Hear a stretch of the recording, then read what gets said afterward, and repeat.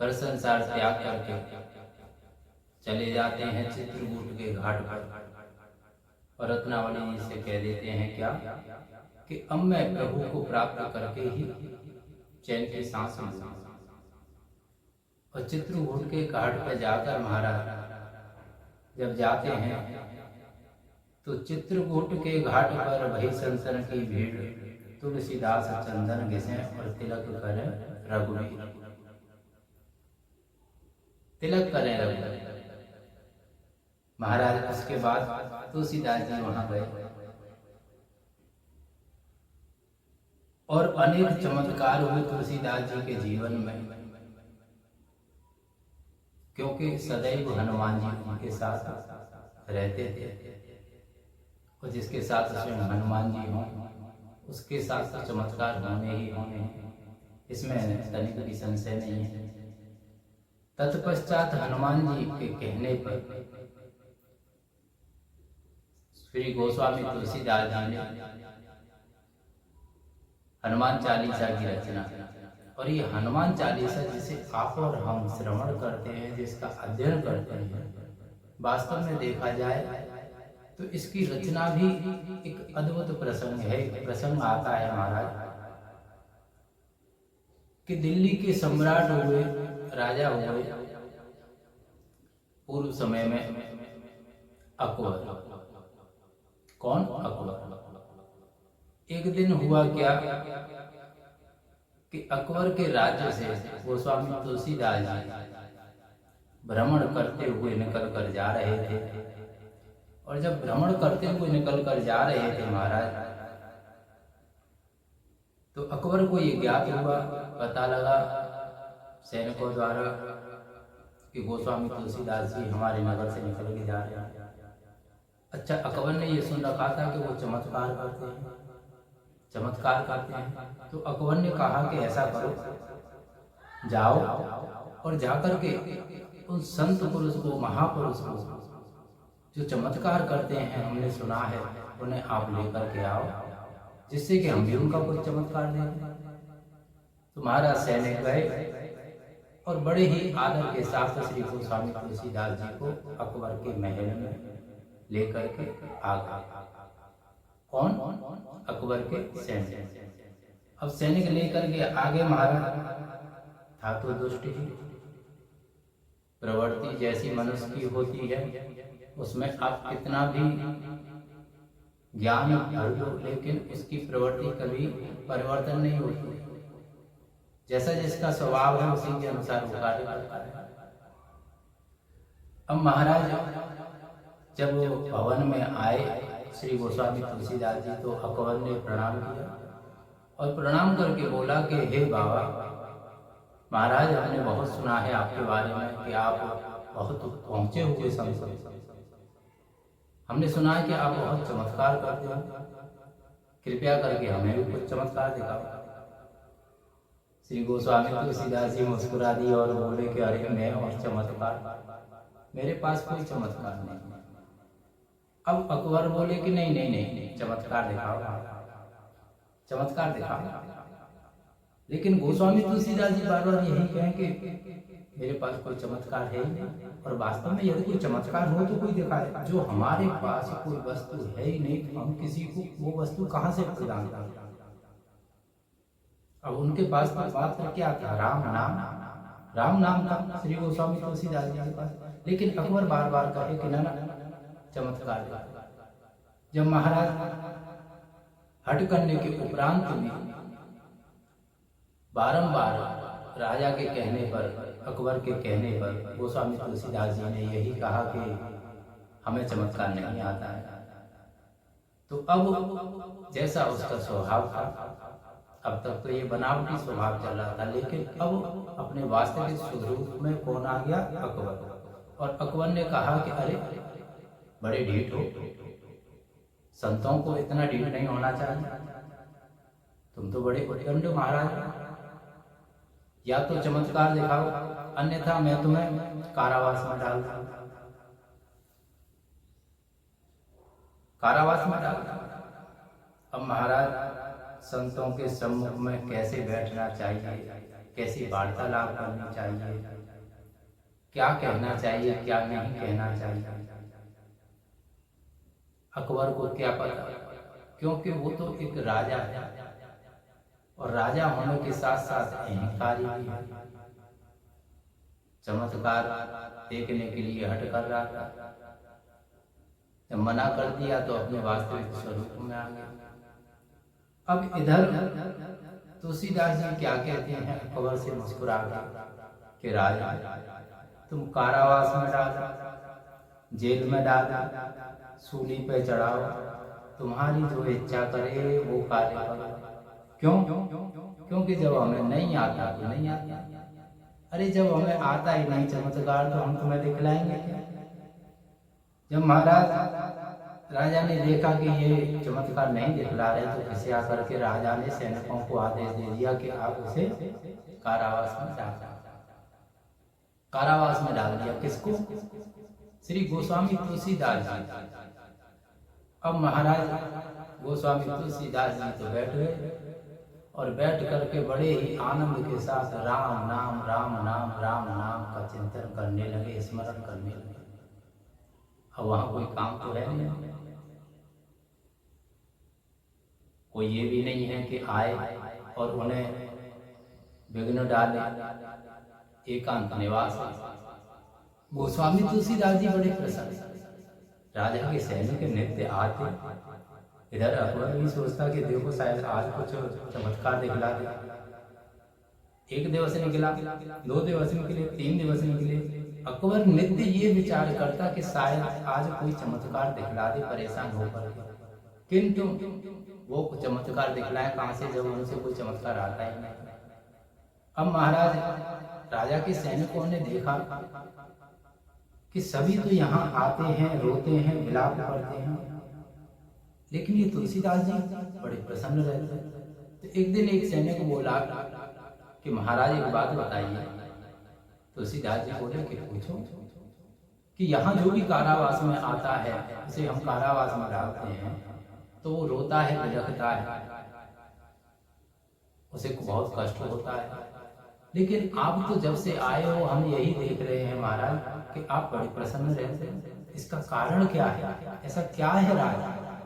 तुलसीदास जी मुस्कुराए और बोले कि भैया क्या बताऊं, यहीं ठीक हूं मैं। बाहर था तो जरा सा भजन करने बैठता, अपने प्रभु को याद करने बैठता, तो कभी कोई शिष्य आ जाता, कभी कोई सेवक आ जाता, कोई दास आ जाता, और तो और संतों से घिरा रहता था। कभी कोई विघ्न डाल रहा है, कभी कोई विघ्न डाल रहा है। लेकिन ये स्थान बड़ा ही अच्छा है। क्यों? क्योंकि यहाँ कोई रोकने टोकने वाला नहीं है, न कोई मिलने आता है, न कोई विघ्न डालता है, एकांत निवास। इसलिए मेरी दृष्टि में तो ये स्थान जो है मेरे लिए अत्यंत उचित है। सैनिक ने कहा कि धन्य हो महाराज, आपके लिए और आपकी भक्ति के लिए, आपके लिए और आपकी भक्ति के लिए धन्य। महाराज समय व्यतीत हुआ। नेत्र बंद करके एक दिन श्री गोस्वामी तुलसीदास जी अपने आराध्य श्री रामचंद्र जी का चिंतन कर रहे थे। नेत्र बंद थे। तभी नेत्र जब बंद थे और चिंतन कर रहे थे अपने आराध्य का, तो श्री पवन कुमार हनुमंत महाराज उनके स्वप्न में आए। और जैसे ही स्वप्न में आए, नेत्र तो बंद थे, तुलसीदास जी चिंतन कर रहे थे, और जैसे ही हनुमंत जी आए तो तुलसीदास जी ने नेत्र बंद करके ही दंडवत प्रणाम किया मानसिक रूप से। किसको? श्री गोस्वामी तुलसीदास जी। और प्रणाम किया तो महाराज हनुमंत महाराज क्या कहते हैं तुलसीदास जी से कि क्यों भैया, बाहर जाने का इरादा नहीं है कि यहीं रहने की इच्छा है? गोस्वामी तुलसीदास जी बोले कि प्रभु यहीं ठीक है, बाहर रहने यहीं ठीक है। और वास्तव में देखो, यदि देखा जाए, सूरदास जी आपने सुना हो, कई बार श्रवण किया, भक्त कौन है? भक्त कौन है? सूरदास जी जन्म से अंधे थे, उनके नेत्र नहीं थे। एक बार प्रभु श्री रामचंद्र जी ने प्रसन्न होकर के उन्हें दृष्टि प्रदान कर दी, और दृष्टि जब प्रदान की तो उस समय प्रभु साक्षात रूप में उनके सम्मुख में थे। किसके? सूरदास जी। सूरदास जी के सम्मुख में थे, और जैसे ही वो जाने लगे तो क्या कहते हैं सूरदास जी के, प्रभु मैंने एक बात सुनी है। श्री रामचंद्र जी बोले कि हाँ, क्या बताओ?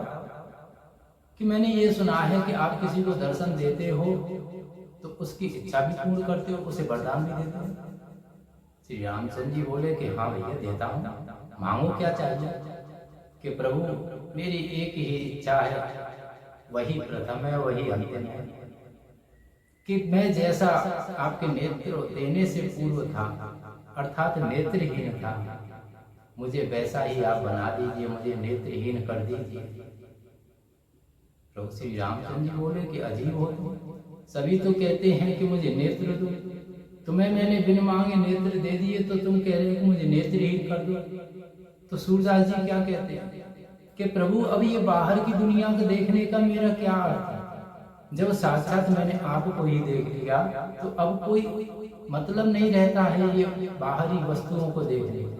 अरे जिसने आपको पा लिया उसने सबको पा लिया, जिसने आपके दर्शन कर लिए उसने सबके दर्शन कर लिए। प्रभु अब मुझे इस दृष्टि की कोई आवश्यकता ही नहीं है, और मैं नहीं चाहता कि इन नेत्रों से सर्वप्रथम मैंने आपके दर्शन किए हैं और इन्हीं नेत्रों से अब मैं किसी और के भी दर्शन करूँ। इसलिए प्रभु मेरी आपसे यही बारंबार विनती है कि आप इस दृष्टि को पुनः वापस ले लीजिए। भक्ति ये होती है, ये होती है भक्ति, और प्रत्येक भक्त का सदैव यही भाव होना चाहिए। तो तुलसीदास जी कहते हैं महाराज हनुमान जी महाराज से कि बाहर की दुनिया से मुझे कोई मतलब नहीं है, बाहर की जो दुनिया है हे हनुमान जी, उस दुनिया से अच्छा मुझे ये स्थान लगता है, क्योंकि यहाँ कोई रोक टोक, कोई विघ्न डालने वाला है। तत्पश्चात श्री हनुमान जी महाराज कहते हैं कि हे तुलसी बाबा, वो सब तो ठीक है, किंतु विचार करो, तुम कह रहे हो वो सारे शब्द उचित नहीं, श्रेष्ठ हैं, किंतु इनमें एक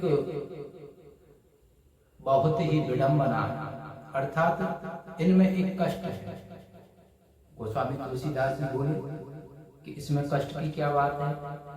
जब हनुमान जी महाराज कहते हैं कि देखो आप हो संत और इस समय हो कारावास में, यदि आप जैसे कह रहे हो कि यही उचित स्थान है, यहाँ पर मैं रहूं, यहाँ आप रहोगे तो इससे आने वाले समय, जो समय आएगा जगत में, इस आपके यहाँ रहने से, कारावास में आपके रहने से, आप तो अपने जगह पे ठीक हो, लेकिन आप कारावास में हो, इसलिए ये गलत संदेश जाएगा जगत के लिए, और जगत के लोग यही कहेंगे कि क्या लाभ ऐसी भक्ति से।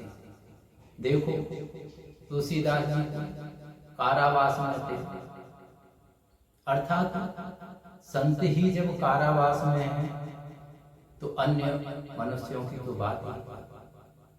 इसलिए भैया श्री हनुमान जी महाराज कहते हैं गोस्वामी तुलसीदास जी से कि आप अपनी जगह ठीक हो, किंतु श्रेष्ठता इसमें नहीं है, श्रेष्ठता इसी में है, क्योंकि जगत में गलत संदेश जाएगा, इसलिए आपका बाहर आना अति आवश्यक है। तत्पश्चात महाराज, क्योंकि देखो ऐसा होता है जब संत ही कारावास में हो तो फिर भक्ति पर विश्वास कौन करेगा? आप हों या हम हों। आज आप और हम चरित्र का रसपान ग्रहण कर रहे हैं श्री गोस्वामी तुलसीदास जी का।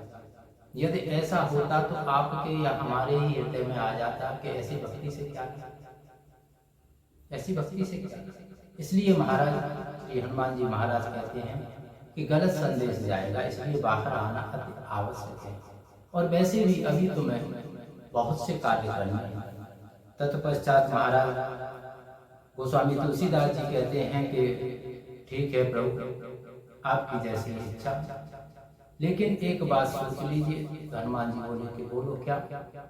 कि बाहर निकालना है निकाल दीजिए, किंतु हम कुछ नहीं करेंगे, हम उसमें तनिक भी आपका सहयोग नहीं करेंगे। आपको कैसे निकालना है कैसे नहीं निकालना है ये आप जानो, आपका काम जानो, किंतु हम नहीं कुछ सहयोग करेंगे। हनुमान जी बोले कि भैया ठीक है, जैसी तुम्हारी।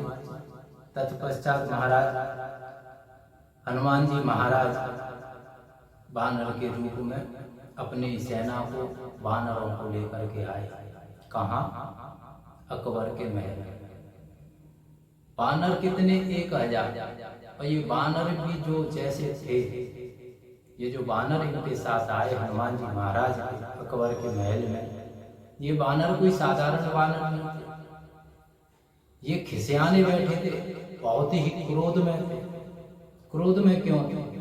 क्योंकि श्री रामचरितमानस वर्णन करती है हमारा कि जब श्री रामचंद्र जी का और रावण का युद्ध चला, तो उस समय कई वानर थे।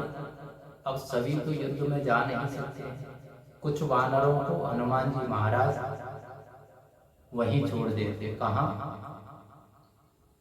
युद्ध स्थल अर्थात रसोईया के जहाँ डेरा डला हुआ था श्री रामचंद्र जी का, वहीं छोड़ देते और कहते कि तुम रसोइये का कार्य करना। वो बोले कि ठीक है महाराज। अब युद्ध चलता रहा। युद्ध जब चलता रहा तो वानर आते युद्ध करके, कोई कहता आज मैंने हाथ तो किसी को लगाया नहीं, पूछ ही पूछ से घुमा घुमा के मारा। कोई कहता मैंने तो कुछ किया ही नहीं, बस मुक्के ही मुक्के दिए। कोई कहता महाराज कि अरे तुमने तो फिर भी परिश्रम किया, मैं तो एक जगह बैठ गया और एक जगह बैठ करके गुड़की देता रहा, उसी से वो अचेतावस्था में पहुंचा। अब वो जो रसोईया थे वो नित्य ऐसी वार्तालाप को सुनते, तो उन्हें बड़ी गुस्सा आती। वो कहते कि हमारा नंबर कब आएगा, हम कब जाएंगे लड़ने के लिए, अरे हमारा भी तो सहयोग होना चाहिए। एक दिन परेशान होकर के वो श्री हनुमान जी महाराज के पास गए और जाकर के बोले कि प्रभु देखो, रसोई का कार्य तो आपने हमसे करा लिया और हमने भी बहुत कर लिया, लेकिन अब कल से युद्ध में हम जाएंगे। हनुमान जी महाराज बोले कि बात क्या है, बात तो बताओ। कि अरे बात ये है, सभी जाते हैं युद्ध में, हमें भी तो अवसर प्रदान करो। हम क्या ये रसोई का ही काम करेंगे, हमें अवसर प्रदान कीजिए। तत्पश्चात हनुमान जी महाराज कहते हैं महाराज कि देखो तुम्हें जाना है ठीक है, अवसर में तुम्हें भी दूंगा, तुम्हें भी अवसर दूंगा, कुछ समय प्रतीक्षा करो, मैं तुम्हें पुनः अवसर दूंगा। तो वो बोले कि महाराज अवसर कब प्रदान करोगे, किस समय आएगा, प्रतीक्षा। वानरों प्रसन्न हो गए, उन्होंने विचार किया कि ठीक है जब समय आएगा तभी ठीक। लेकिन वो खिसिया बहुत रहे थे, क्योंकि रोजाना ये विचार करते थे कि शायद वो समय आज हो, शायद वो समय आज हो, और शायद विचार करते करते महाराज युद्ध समाप्त हो गया। लेकिन वो समय नहीं आया, वो शायद वाला समय आया। आज वो समय आ गया। हनुमान जी महाराज ने उन्हीं बंदरों को बनाया जो कि रसोई का कार्य करते थे। अब वो तो खिसियाए बैठे थे, भाई इतने लंबी प्रतीक्षा की थी उन्होंने, वो खिसियाए बैठे थे। महाराज उन्होंने अकबर के महल में प्रवेश करके 1000 वानर थे, एक एक सैनिक को बड़े ही जितना कि वो खिसियाए बैठे थे उससे भी अधिक उन्हें दंड दिया। अब सभी सैनिक जो अकबर के थे उन्होंने देखा कि महल में चारों ओर एक एक पग पर और तो और पग रखने के लिए स्थान भी नहीं है, इतने वानर हैं। राजा के पास गए, राजा को बताया कि ऐसे ऐसे बात। राजा को पहले से ही ये ज्ञात था अकबर के वानर आ गए। अब अकबर तो डरा हुआ था। अकबर बोला कि ये बताओ वानर आए या गए ये मत बताओ, मुझे ये बताओ कि अब क्या किया जाए, इसका उपाय क्या है, इनसे कैसे बचा जाए। तब एक सैनिक कहता है महाराज कि हे राजा अब कुछ मत करो, तुलसीदास बाबा से क्षमा मांगो। अब जो भी कर सकते हैं वो वही कर सकते हैं। अब महाराज तुलसीदास जी को मुक्त किया और मुक्त करने के बाद में अकबर कहता है श्री गोस्वामी तुलसीदास जी से कि बाबा मुझे क्षमा कीजिए और इस सेना को, वानरों को रुकने का आदेश दीजिए। तत्पश्चात तुलसीदास जी मुस्कुरा के कहते हैं कि अकबर, तुम्हारे महल पर हनुमत लाल की कृपा हो गई है, तुम्हारे महल पर हनुमान जी की कृपा हो गई। तत्पश्चात महाराज तुलसीदास जी के कहने पर अकबर ने वहाँ मंदिर बनवाया, जो कि मंदिर विद्वान लोग बताते हैं आज भी है और उसमें पूजा पाठ भी होती है। तत्पश्चात जब चलने को हुए श्री गोस्वामी तुलसीदास जी, तो अकबर कहता है कि बाबा मेरी आपसे एक प्रार्थना है, मेरी एक बात सुनो, आपसे मेरी एक प्रार्थना है। तुलसीदास जी मुस्कुरा करके पीछे मुड़ करके कहा कि क्यों, अभी कुछ और चमत्कार देखना है। अकबर भयभीत होकर के बोला कि ना ना ना महाराज, चमत्कार नहीं देखना, चमत्कार देखना कि जो इच्छाएं थी वो सभी मृतावस्था में चली गई, अब कोई चमत्कार नहीं देखना। तत्पश्चात तुलसीदास जी कहते हैं कि तो बोलो, बताओ क्या इच्छा है तुम्हारी। तो तुलसीदास जी से अकबर कहता है महाराज के ये तुलसीदास जी, हे महाराज मैं ये चाहता हूं कि आप मेरे महल में एक उच्च पद पर विराजमान हो जाए। आपको करना कुछ नहीं होगा, करना कुछ नहीं आता, आपको सर्वोच्च अर्थात जो सबसे उच्च पद है वो पद में आपको प्रदान करना। राजा के बाद में आप ही पूजित होंगे, मेरी राज्य सभा में आप बस मात्र विराजमान हो जाए। तुलसीदास जी मुस्कुराए और मुस्कुरा करके अकबर से कहते हैं महाराज कि हे अकबर, हे राजा, हम तो सेवक राम के हे धरियो दरबार, तुलसी अब का होंगे नर के मन सरदार। अर्थात हम तो सेवक राम जी के हैं। हम सेवक किसके हैं? राम जी।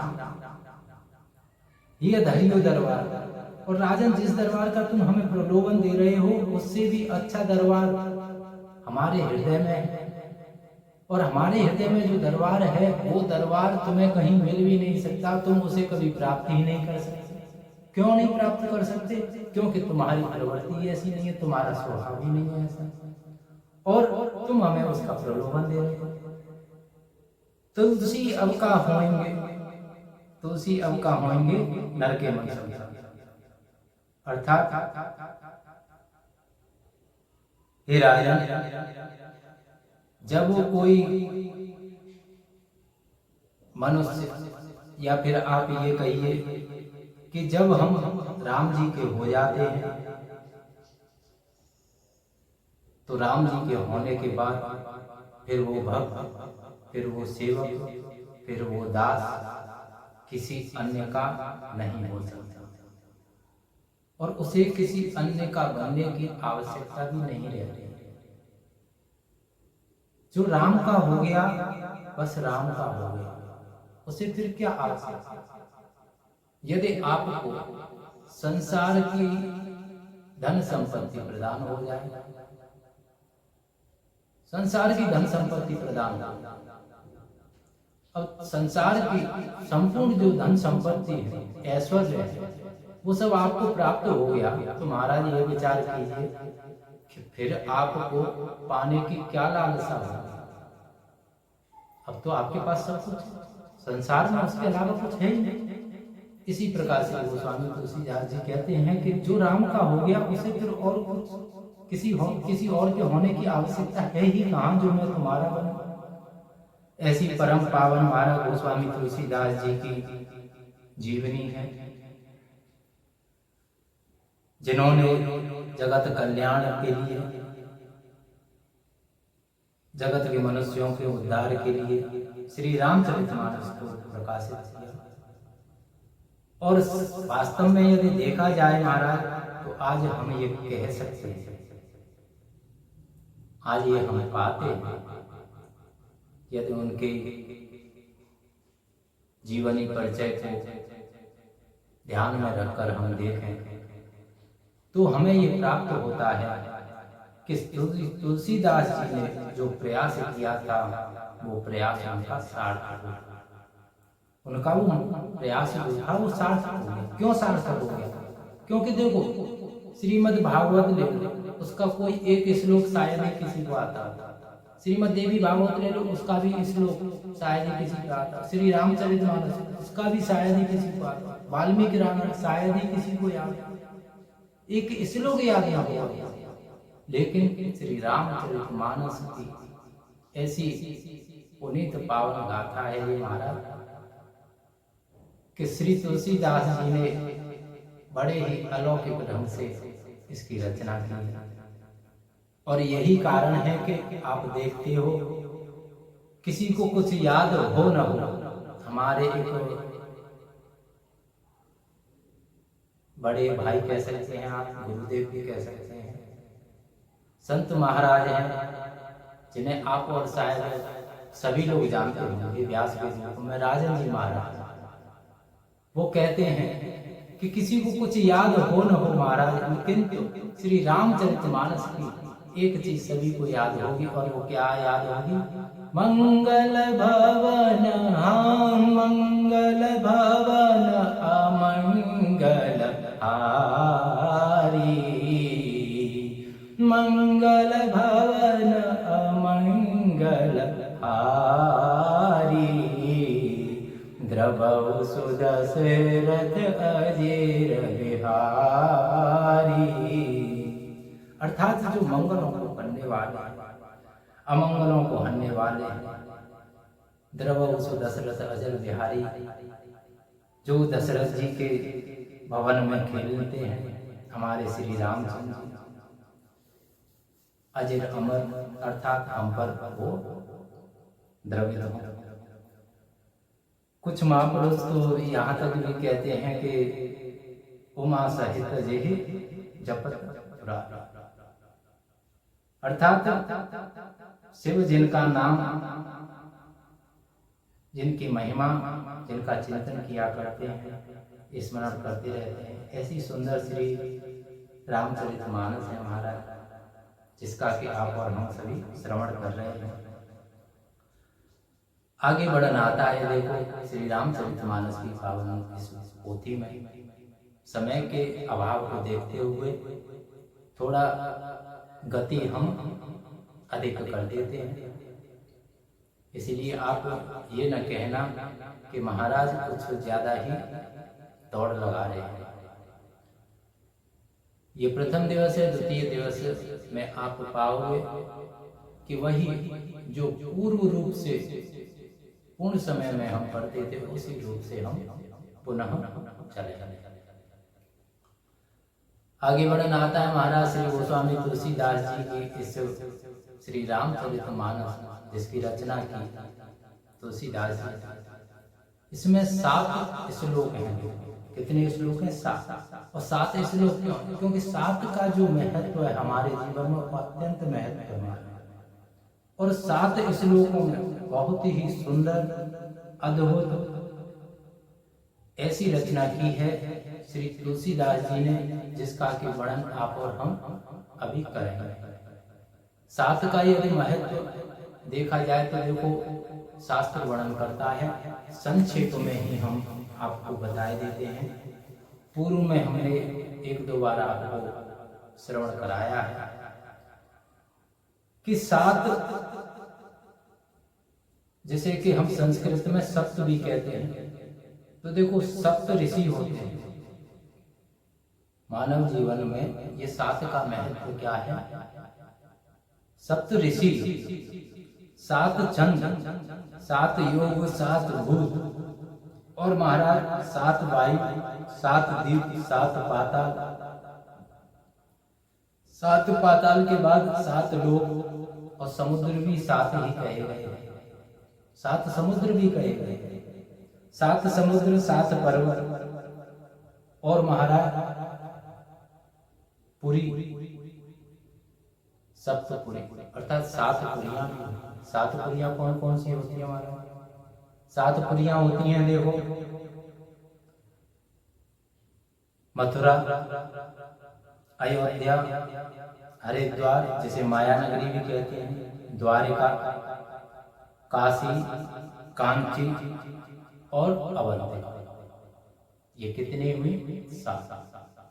सात पुरियां हैं महाराज। इसीलिए श्री गोस्वामी तुलसीदास जी ने 7 श्लोकों का इसमें वर्णन किया है, जिसमें कि तुलसीदास जी ने भगवान को अलग अलग प्रणाम किया है।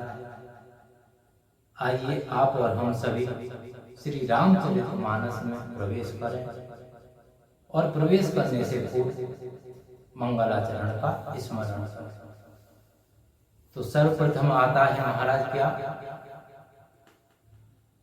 वर्णानामर्थ संज्ञानाम रसानां छंदसामपि मंगलानां च कर्तारौ वंदे वाणी विनायक।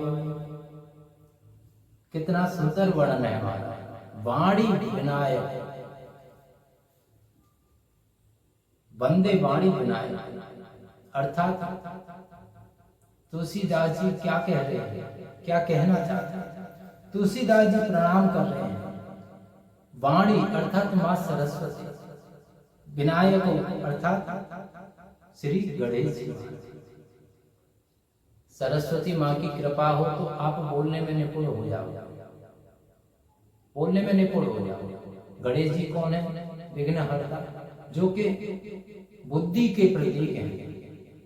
अच्छा देखो, यदि हमारे पास बुद्धि है और बोलने का सामर्थ्य नहीं है, बोलने का ढंग नहीं है हमारे पास, उल्टी सीधी बात करेंगे, फिर जाएंगे किसी के बर्थडे में और वहां बात कैसी करेंगे? शोक की। क्यों? क्योंकि माता सरस्वती की कृपा नहीं है हमारे, हम पे माँ की कृपा नहीं है। सरस्वती माँ की जब कृपा होगी तभी हम उसके अनुसार बोल सकते हैं। अच्छा, अब जैसे माता शारदा जी की हम पर कृपा हो और गणेश भगवान जी की हम पर कृपा हो तो क्या होगा वहां? अब बोलने से लाभ ही क्या है जब हमारे पास बुद्धि न हो? वहां भी उल्टा ही है। इसलिए श्री गोस्वामी तुलसीदास जी श्री शारदा माँ और गजानन महाराज दोनों को ही प्रणाम किया, दोनों को प्रणाम किया। क्योंकि प्रत्येक मनुष्य को चाहिए कि उसके जीवन में माता शारदा की कृपा और श्री प्रथम पूज्य हमारे गणेश महाराज जी की कृपा उन पर हो। प्रत्येक भक्त को ये आवश्यक होता है। जीवन उसका तभी सफल होगा जब इन दोनों का आशीर्वाद से प्राप्त होगा। ये सरस्वती माँ जो है, इनके यदि विषय में देखा जाए तो देखो, एक प्रसंग आता है, या फिर आप ये कहिए सूक्ष्म रूप में समझाते हैं एक श्लोक के द्वारा। नमस्ते अस्तु महामाये श्रीपीठेश्वर पूजिते, नमस्ते शारदा देवी काश्मीर पुरवासिनी, त्वामहं प्रार्थये नित्यं विद्यादानं च देहि। अर्थात यहाँ इस श्लोक में ऐसा माना जाता है कि माता शारदा जी जो हैं उनका प्रिय स्थान कौन सा है? कश्मीर। जिनके हाथों में वीणा है, सौम्य रूप है तथा वाणी और ज्ञान की वो प्रदाता है, वाणी और ज्ञान प्रदान करने वाली। गणेश जी की यदि एक पत्रिका आती है, विनय पत्रिका, आपने शायद अध्ययन किया हो या सुना हो। विनय पत्रिका आती है महाराज, तो विनय पत्रिका में भी श्री गोस्वामी तुलसीदास जी ने जिस प्रकार से यहाँ पर वर्णन किया है, उसी प्रकार वहां भी श्री गोस्वामी तुलसीदास जी ने दोनों को प्रणाम किया है। जो सदैव शारदा माता स्फटिक की माला धारण करे रहती हैं, श्वेत वस्त्रों पहनती हैं,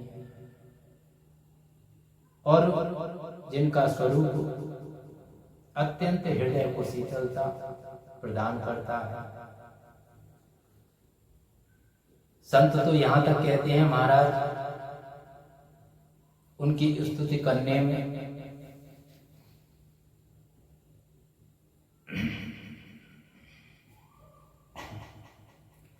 जय जय जय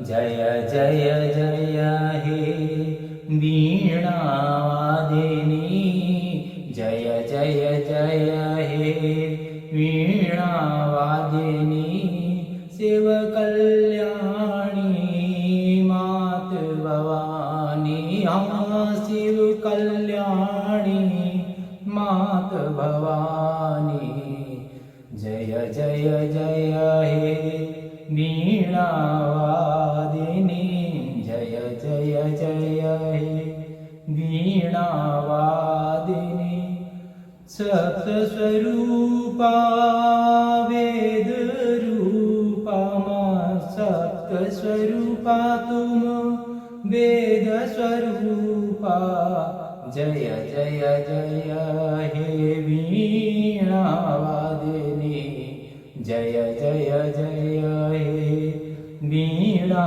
वादिनी, शिव कल्याणी मात भवानी, शिव कल्याणी तुम मात भवानी, जय जय जय हे मात भवानी।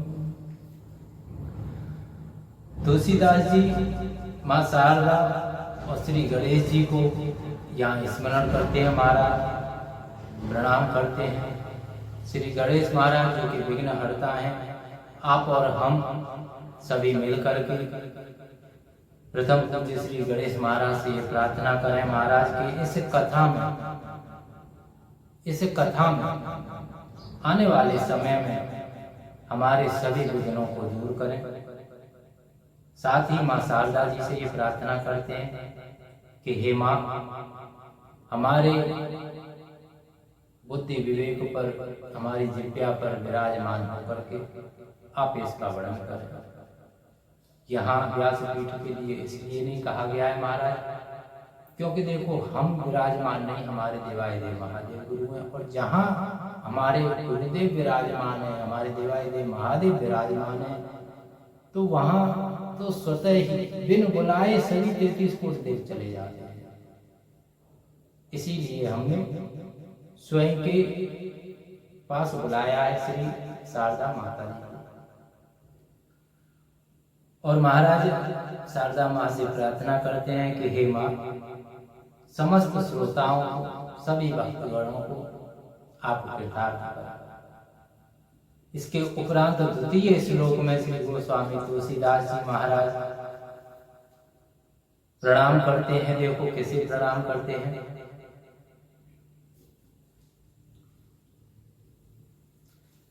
तुलसीदास जी प्रणाम करते हैं और कहते हैं महाराज, भवानी शंकरौ वंदे श्रद्धा विश्वास रूपिणौ,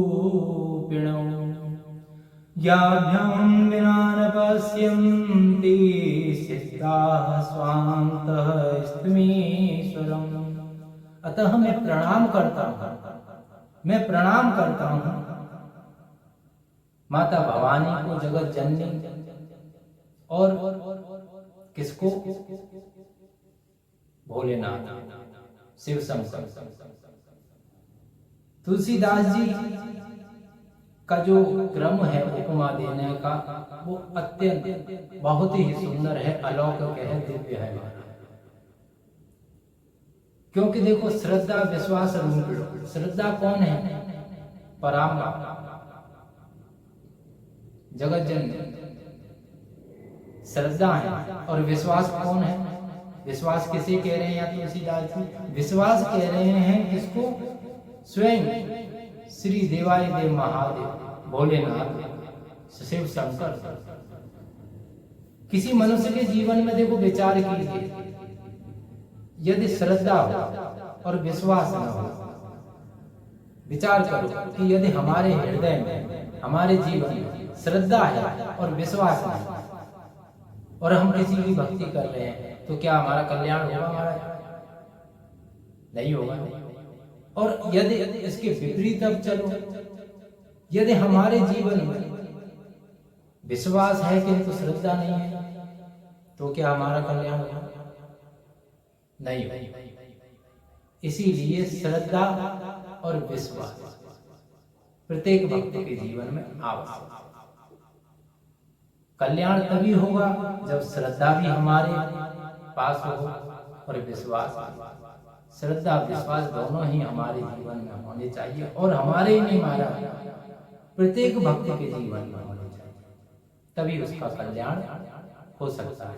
किंतु भक्त अपने आराध्यों पर अधिकांश ये देखा जाता है कि श्रद्धा व विश्वास करते ही नहीं है। आप और हम कहते हैं कि हे प्रभु, मेरा ये मनोरथ पूर्ण हो जाए तो मैं 11 दीप जलाऊंगा। कोई कहता है कि मैं घंटा चढ़ाऊंगा, कोई कहता है 100 रुपए का प्रसाद चढ़ाऊंगा। जितने लोग उतनी बातें महाराज। अच्छा, हम अपने यदि विचार प्रकट करें तो देखो, हम तो एक ही चीज कहते हैं कि सर्वप्रथम तो आप अपने प्रभु से कुछ मांगो ही, कुछ मांगो ही। मांगने का कोई हमारा अधिकार ही नहीं।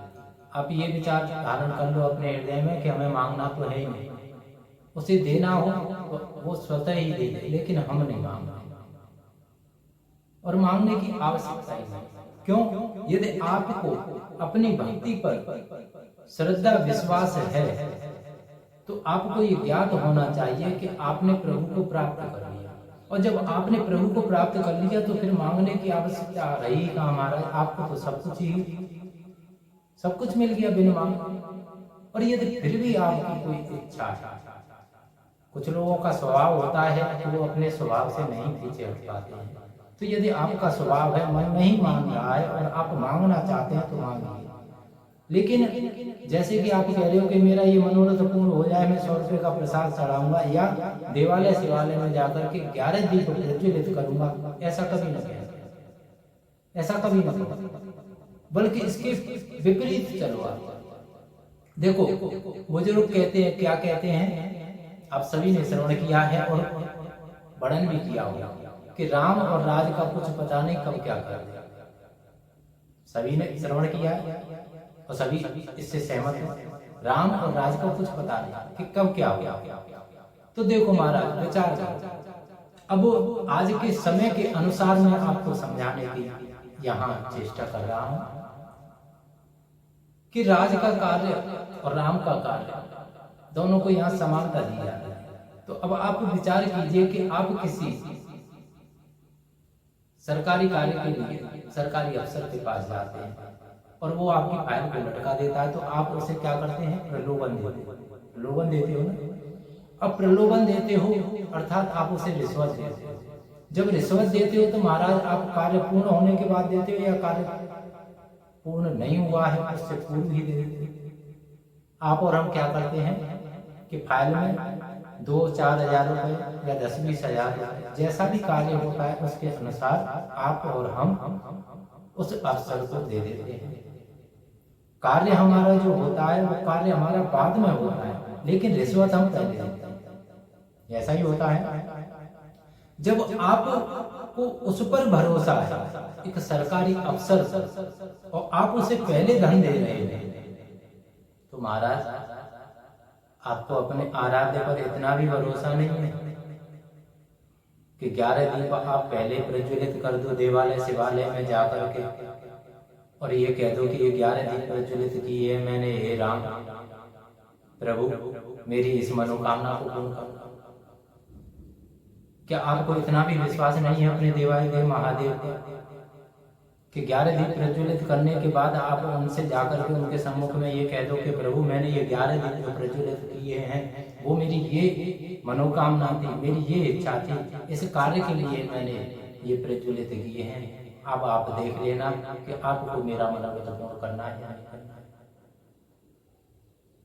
तो कहने का आशय ये है महाराज कि जब हम एक अवसर को मनुष्य होकर एक मनुष्य पर इतना विश्वास कर सकते हैं, उसे पूर्व में ही हम जब धन दे सकते हैं, तो ये तो हमारे आराध्य हैं। इनके लिए तो आप और हम, यदि प्राणों पर भी यदि कोई संकट आ जाए तो भी हमें पीछे नहीं हटना चाहिए। फिर यहाँ हम आप ऐसा नहीं कि हम आपसे ही कह रहे हैं, हम अपने लिए भी कह रहे हैं, हम सभी के लिए भी कह रहे हैं। फिर आप और हम इस कार्य में पीछे कैसे रह जाते हैं? ध्यान देने वाली बात है, विचार करना है इस बात पर। यहाँ आप और हम पीछे क्यों रहते हैं? इसलिए महाराज यदि देखा जाए तो आप और हम कहते रहते हैं हम सनातनी हैं, मैं ब्राह्मण हूं, मैं क्षत्रिय हूं, लेकिन यदि वास्तव में देखा जाए ना तो न कोई क्षत्रिय है, न कोई ब्राह्मण है, न वैश्य है, न शूद्र है, न कोई सनातनी है। और यदि हैं भी तो कहां पर है? कहां पर है? सोशल मीडिया पर। सोशल मीडिया पर ही है सभी सनातनी। जितने भी जातिवाद और ये धर्म के प्रति जितने भी ये आज जो कि निंदित कार्य कह सकते हैं आप और हम हो रहे हैं, वो ये सोशल मीडिया के माध्यम से हो रहे हैं महाराज। चाहे वो प्रकरण किसी का भी हो, हम किसी का नाम नहीं ले रहे, किंतु ये जितने भी हो रहे हैं ये सोशल मीडिया के माध्यम से ही हो रहे हैं, जहां आप और हम सनातनी बनते हैं। ऐसा नहीं है कि फेसबुक पर हम नहीं है या यूट्यूब पर हम नहीं, हम भी हैं, किंतु अपने मुख से हम सदैव ये बचाव करते हैं अपना कि हमारे मुख से हमारे दिवाए देव महादेव ऐसा कभी कुछ शब्द न निकाले। क्यों? क्योंकि जब हम सभी को ये संदेश देते हैं कथाओं के माध्यम से कि आप ऐसा न कर, तो महाराज वैसी कार्य को हम करें, ये कहाँ की बात है? ये तो कोई अच्छी बात नहीं। वहीं तक हम सनातन हैं। और यदि वैसे वास्तव में हमसे कोई पूछ ले कि कितने पुराण हैं, कितने शास्त्र हैं, कितने उपनिषद हैं, तो उनकी संख्या भी नहीं बता पाए, उनकी संख्या भी नहीं बता पाए। इस लोग तो बहुत बड़ी चीज है, यदि हमसे कोई संख्या पूछे तो संख्या भी नहीं बताएंगे। और तो और चलो ये भी छोड़ो आप, यदि आपसे या हमसे कोई ये पूछ ले गीता जो कि हमारा और आपका पवित्र ग्रंथ है, पवित्र ग्रंथ, यदि उसकी भी हमसे कोई चर्चा करे और पूछे कि आप ये बताओ कि कितने प्रकार की गीता है, तो महाराज बताओ, हाथ उठाओ, किस किस को पता है कि कितने प्रकार की गीता है? ज्ञान है किसी को? नहीं उठाया किसी ने हाथ, जबकि 3 बार हम पूर्व में कथाओं में कह चुके, 3 बार कह चुके, जिसमें कि 2 बार का हमें स्मरण है, 3 बार का तो हमें स्मरण भी नहीं है कि कब कहा, लेकिन हाँ ये सत्य है कि हमने कहा। गीताएं जो कही गई हैं, यदि वास्तव में आप देखोगे, अध्ययन करोगे, तो गीताएं 300 के लगभग है, 300 से ऊपर ही हो सकती, 300 से ऊपर हो सकती। और न मानो आप तो बाबा से पूछ लेना, आपके जो बाबा हैं, आपके 2 ही बाबा हैं, महादेव बाबा और दूसरे गूगल बाबा, गूगल बाबा से भी पूछ सकते हो, उस पर भी आ जाएगा। 300 से भी अधिक गीता है, जिसमें कि कुछ गीताओं की यदि देखा जाए तो हम आपको नाम बता सकते हैं, 2-4 के ही बताएंगे। नारद गीता, नारद गीता, पांडव गीता, अश्रु गीता, उत्तर गीता, भिक्षु गीता, कोपी गीता, उद्धव गीता, नहुस गीता, शौनक गीता, व्याध गीता और तो और महाराज भीष्म गीता। भीष्म गीता अब सभी के नाम आपको हम यहाँ यदि वर्णन करें तो उसमें काफी समय हो जाएगा, किंतु यदि वास्तव में कहने का आशय यही है देखो कि आप और हम सनातनी बनते हैं कहते हैं, किंतु जैसा कि कुछ क्षण पूर्व श्री रामचरितमानस की पावन पोथी के द्वारा वर्णन किया गया था, राम जी का चरित्र, कि आप कार्य को प्रैक्टिकल कह के नहीं प्रैक्टिकल करके दिखलाइए तो सभी की समझ में आए। अब ये ग्रंथ हमारे जो कि धरोहर है हमारे पूर्वजों, इन्हें पाने के लिए हमें इन्हें अपने जीवन में लाना होगा हमारा, जिन्हें कि हम यदि वास्तव में देखा जाए तो त्याग चुके हैं, इनका परित्याग कर चुके हैं, इन्हें छोड़ चुके हैं। और ये जो हमारे शास्त्र हमारे ग्रंथ हैं ये हमारे पूर्वजों की धरोहर है।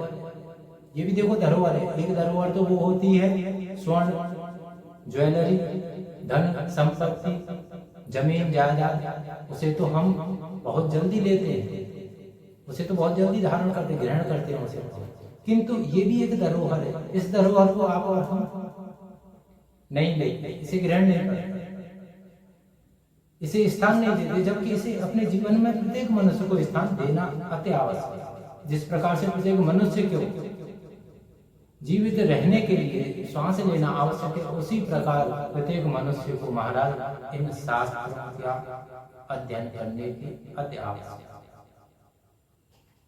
इन्हें स्थान दीजिए अपने जीवन, और स्थान भी तो महाराज ऐसा स्थान मत देना कभी, यदि स्थान दे रहे हो तो स्थान दो, लेकिन ऐसा स्थान कभी न देना कि बस लाए ला करके रख दिया, धूल जम रही है उनकी, कभी पेज भी पलटो उनका, ऐसा नहीं है कि ला करके महाराज आपने कहा था हमने ला करके रख दिया, ना ना ना ना ना ना, हाथ जोड़ के प्रार्थना है, याद रखना कभी पेज भी पलटना है, अर्थात कभी अध्ययन भी करना है। इसलिए महाराज हम तो यही कहेंगे, देखो इस देवादिदेव महादेव के आदेश अनुसार कि प्रत्येक मनुष्य अपने जीवन में इन ग्रंथों को लाए, इनका अध्ययन करे। इससे प्रत्येक मनुष्य जब इनका अध्ययन करेगा तो उसके सभी कष्ट स्वतः ही कट जाएंगे, इसमें तनिक भी संदेह नहीं है। आगे वर्णन आता है महाराज,